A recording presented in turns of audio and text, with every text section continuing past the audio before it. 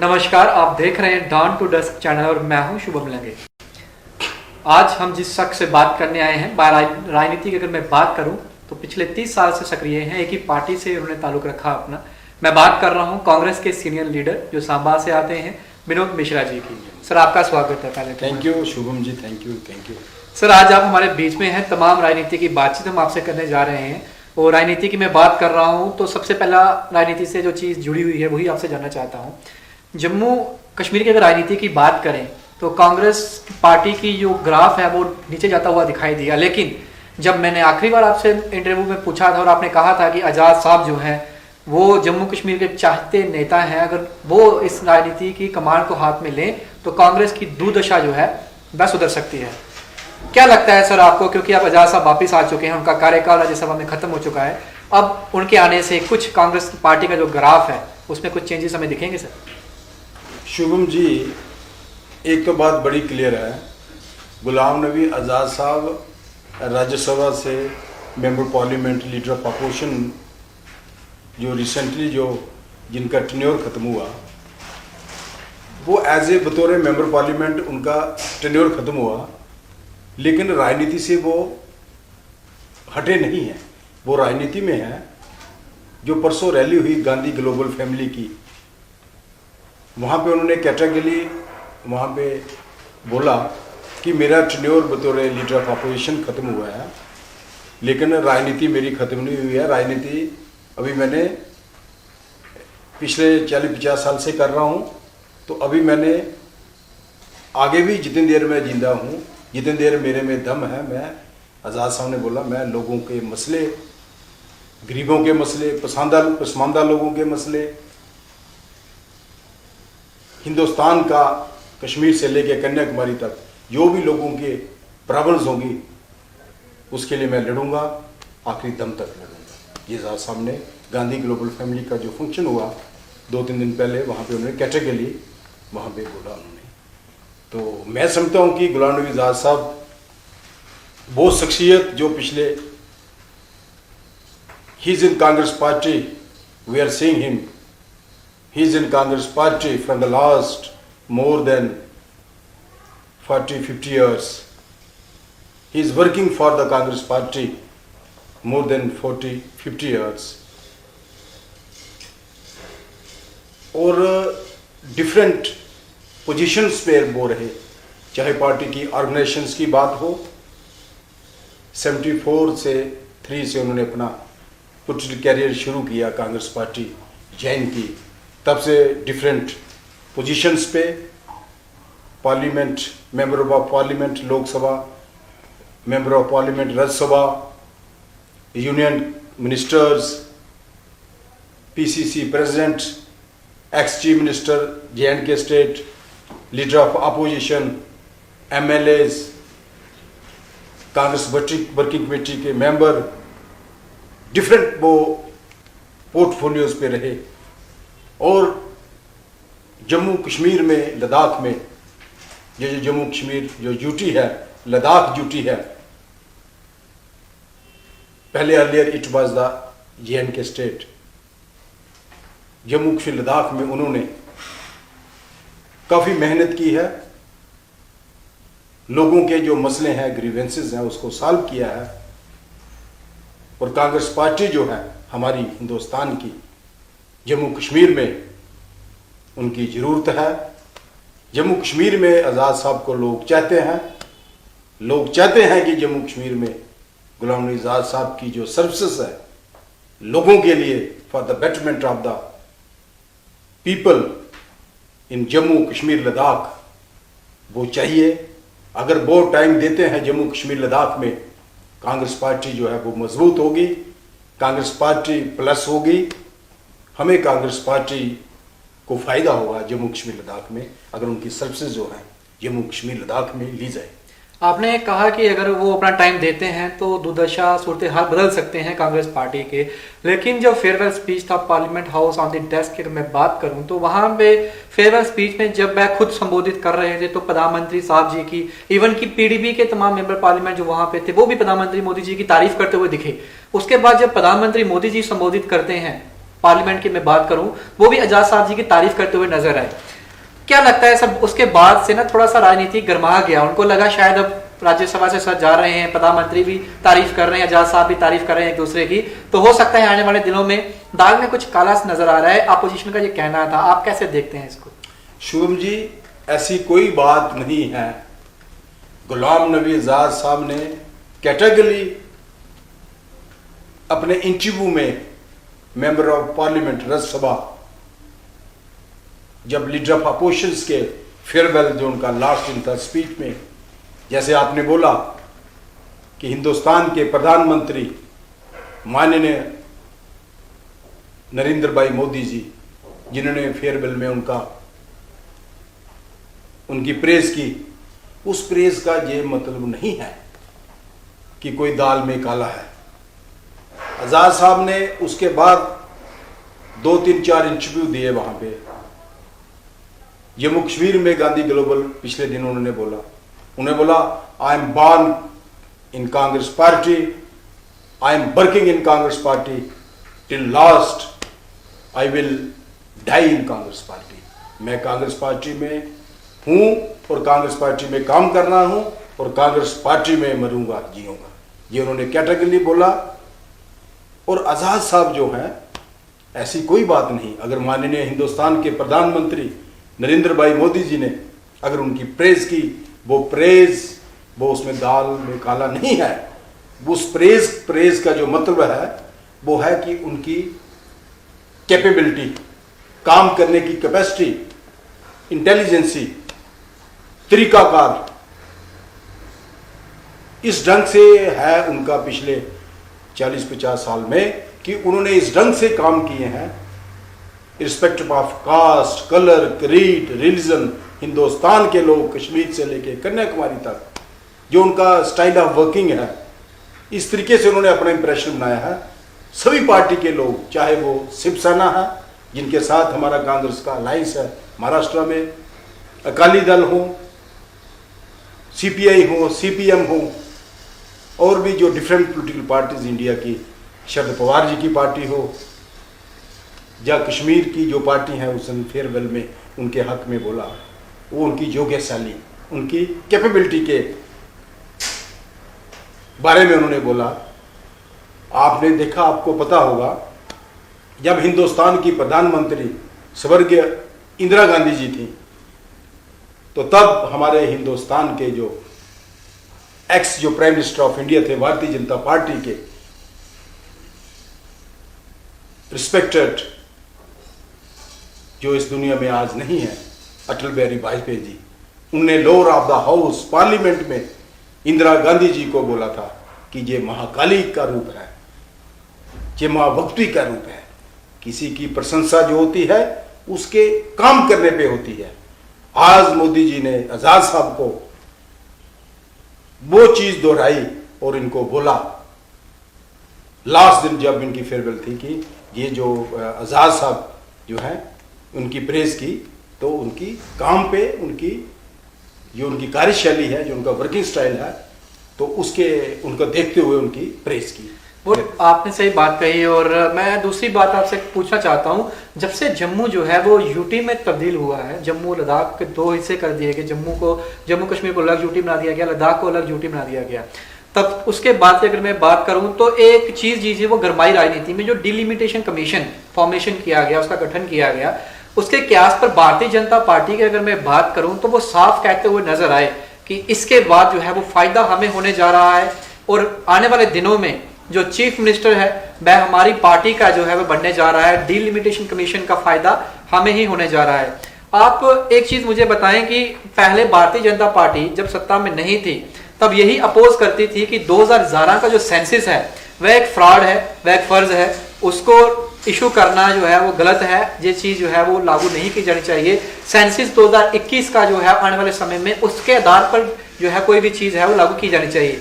अब जब सत्ता में भारतीय जनता पार्टी खुद है तो 2011 के सेंसस के हिसाब से ही डिलिमिटेशन जो है वो किया जा रहा है, और इसका फायदा जो है वो मुझे नहीं लगता जम्मू को होगा, क्योंकि अगर 2021 के सेंसस से डिलिमिटेशन किया जाता तो मैं भी आने वाले दिनों में जो चीफ मिनिस्टर है वह भी जम्मू से ही हमें देखने को मिलता है। इसे आप कैसे देखते हैं सर? एक तो बात बड़ी क्लियर है, भारतीय जनता पार्टी का जो स्लोगन है कि हम जम्मू का मुख्यमंत्री बनाएंगे, चीफ मिनिस्टर बनाएंगे, ये लोगों को बेवकूफ बना रहे हैं। ये लोगों को बेवकूफ बना रहे हैं, ये लोगों को गुमराह कर रहे हैं। हम चाहते हैं कि चीफ मिनिस्टर जो है जम्मू का बने। कश्मीर का भी हमने कांग्रेस का, जब हमारा यहाँ पे कांग्रेस की गवर्नमेंट थी 74-5 में, मीर कासिम साहब जब चीफ मिनिस्टर थे, वो सिन्नर के थे। GM सादक, गुलाम मोहम्मद सादक जी थे कांग्रेस के मुख्यमंत्री, वो कश्मीर के थे। कांग्रेस पार्टी जो है, हम चाहते हैं जम्मू का मुख्यमंत्री बने, लेकिन जिस ढंग से ये जो लोगों को गुमराह करते हैं भारतीय जनता पार्टी को, इनका कोई सिर पैर नहीं है।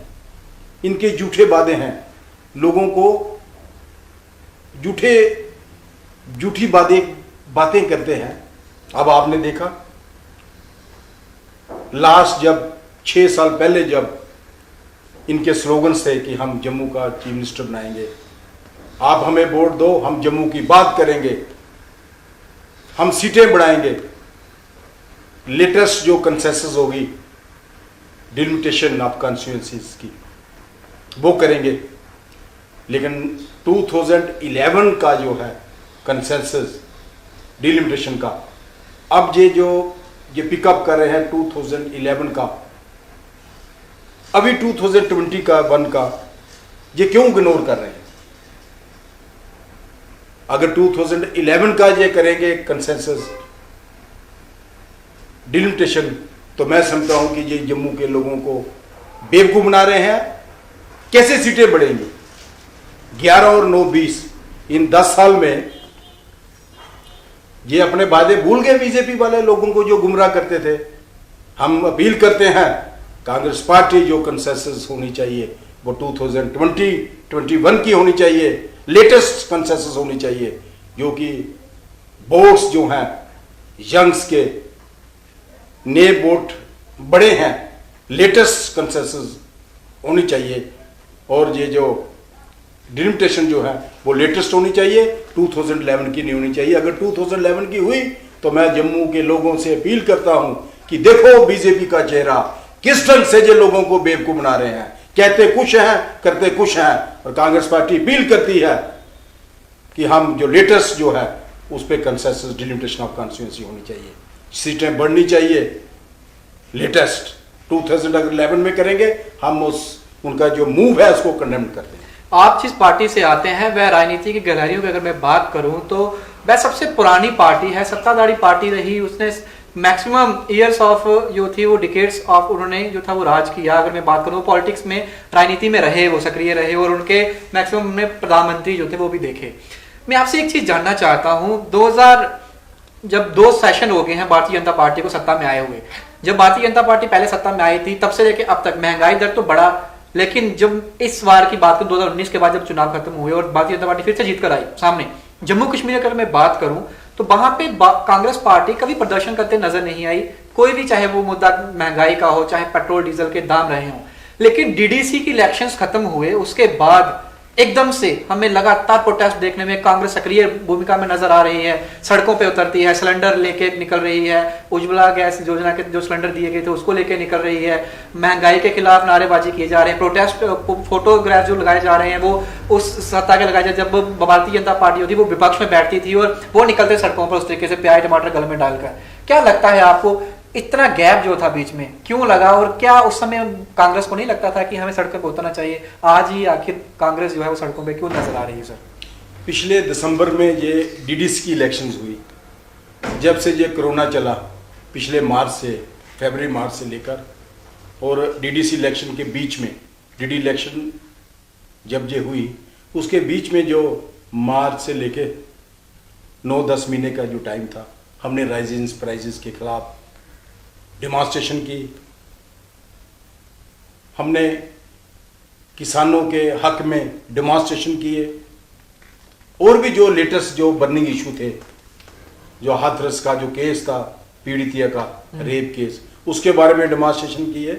डिफरेंट जब भी नए नए जो प्रॉब्लम्स बनी, लोगों की जो बात रही, चाहे वो 4G की बात हो, उसको रिस्टोरेशन करने की, अनप्लेड की बात हो, डोमोसाइल बनाने की बात हो, इशू करने की सर्टिफिकेट्स, जब लोगों की, नौजवानों की नौकरियों की बात हो, हमने डीडीसी इलेक्शन से लेके मार्च तक हमने डिफरेंट डिमॉन्स्ट्रेशन किए। जब कोरोना काल में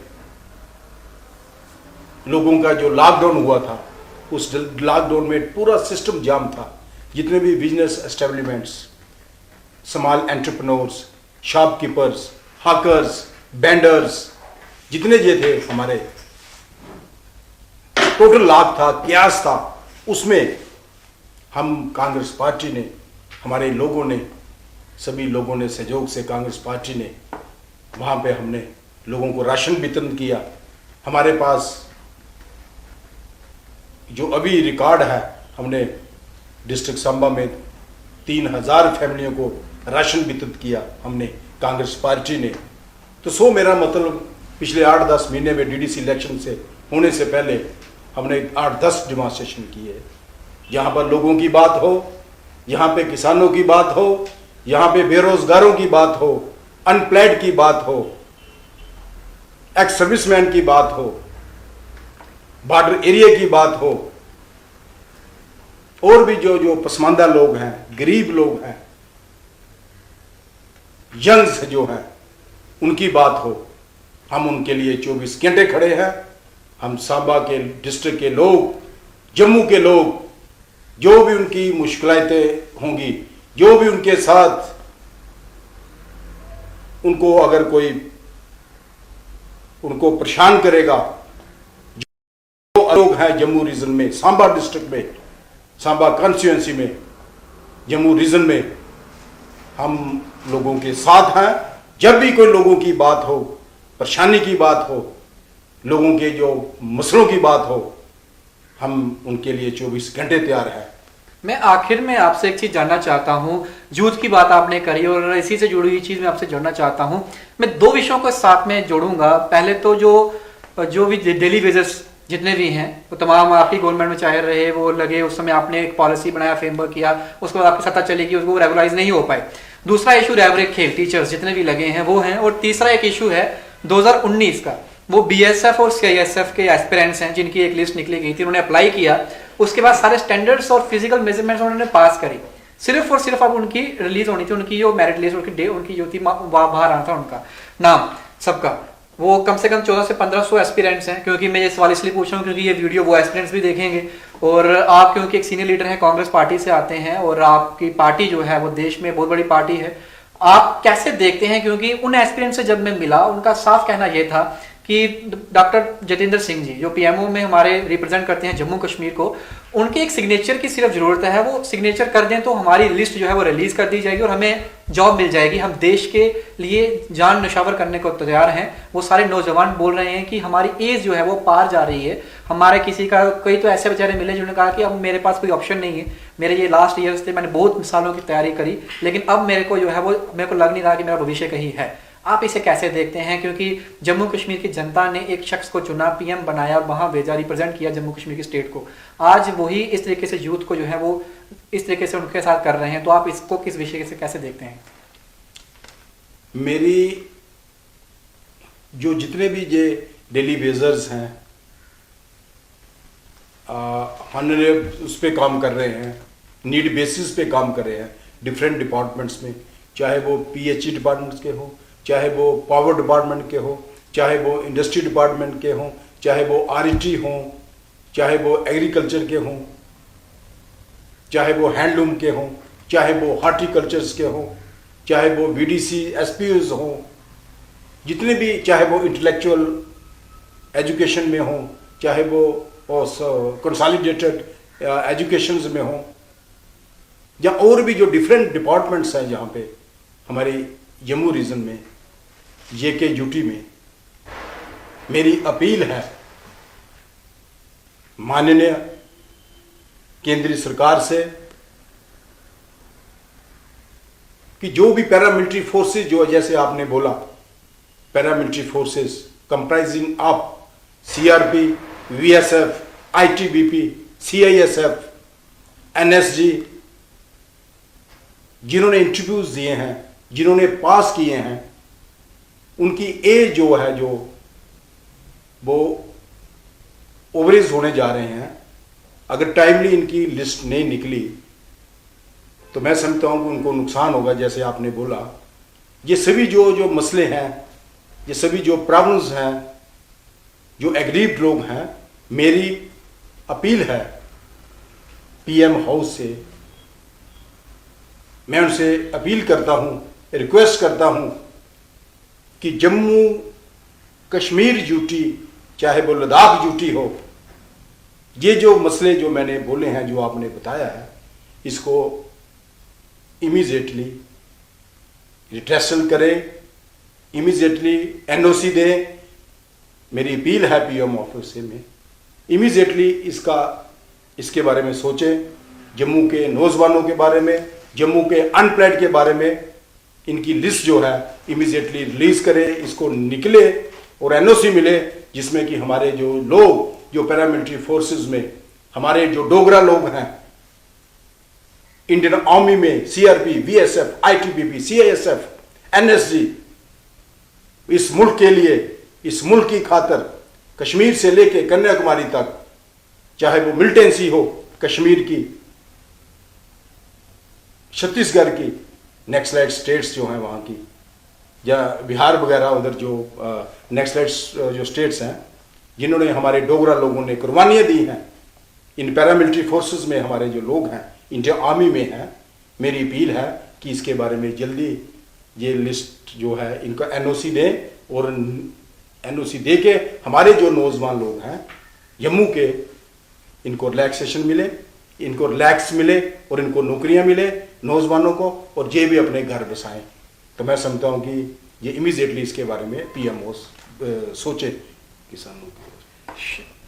सर एक चीज़ मुझे और बता दीजिए, क्योंकि लास्ट टाइम जब मेरे पास पहुंचे थे स्टूडियो में, मैंने आपसे एक सवाल पूछा था, किसानों से जुड़ा हुआ मसला था, जी, वो जी, जी। अभी उसको लंबित भी किया जा रहा है। इन शॉर्ट आप मुझे ये बता दें कि अभी भी आप उसके साथ उसी अपने जो बयान उसी पे साथ खड़े हैं, और क्या लगता है क्यों डिले किया जा रहा है और किसानों का मसला क्यों लटकाया जा रहा है? अब ये ईगो हो गया है। मेरी माननीय हिंदुस्तान से के जो प्रधानमंत्री जी हैं, जो हमारे केंद्र सरकार जो है, उनसे हम अपील करते हैं, प्रार्थना करते हैं, रिक्वेस्ट करते हैं कि जो हमारे किसान भाई जो हैं, चाहे वो पंजाब के हों, चाहे वो जम्मू कश्मीर के हों, चाहे वो हिमाचल के हों, चाहे यूपी के, हरियाणा के, राजस्थान, दिल्ली के हों, या हिंदुस्तान के किसी भी कोने में हों, इस केंद्रीय सरकार से मेरी अपील है, माननीय हिंदुस्तान के प्रधानमंत्री जी को, कि इसको सॉर्ट आउट करें। जितने जो लोग इसमें मर गए हैं, उनकी फैमिलीज को नौकरियां दें, उनको कंपनसेशन दें, और ये इसका ईगो ना हो, ईगो मत बनाए। लोगों जो किसान है, ये अन्नदाता है, ये पूरे इंडिया को फीड करते हैं। हमारा जो अन्न है ये विदेश में जाता है। अगर इन किसानों ने एक फसल भी अगर खराब हो गई तो मैं समझता हूँ कि हिंदुस्तान का जो हमारे FCI गोडाउन जो हैं 10-20 साल जो हैं, वो उसका हमें नुकसान होगा हिंदुस्तान के लोगों को। मेरी अपील है, प्रार्थना है, किसानों का जो ये एजिटेशन चल रही है फार्मर्स की, इसको बाइंड अप करें और इनके जो मसले मसाइल हैं उसके बारे में सोचें। शुक्रिया सर, आपने कीमती समय हमें दिया और मौका दिया आपसे खास बातचीत करने का एक बार फिर से। Thank you, thank you, thank you. तो ये हमारे बीच में विनोद मिश्रा जी थे, जो सीनियर लीडर कांग्रेस से आते हैं, और खास बातचीत हमने इनसे करी, तमाम पहलुओं पे मैंने चर्चा इनसे करी, और खास करके जो डेली वेजर्स हैं, BSF, CISF, एस्पिरेंट या रेवरे खेल जितने भी टीचर्स हैं, मैंने वो सवाल इनसे जब पूछा और इन्होंने केंद्र सरकार से एक ही अपील करी कि उनकी लिस्ट जो है जल्द से जल्द रिलीज की जानी चाहिए। तो आप ये खास बातचीत आज मेरी डी के साथ ही, आप बने रहिए, देखते रहिए डाउन टू डस्ट चैनल, और तब तक के लिए आप मुझे दीजिए इजाजत। धन्यवाद।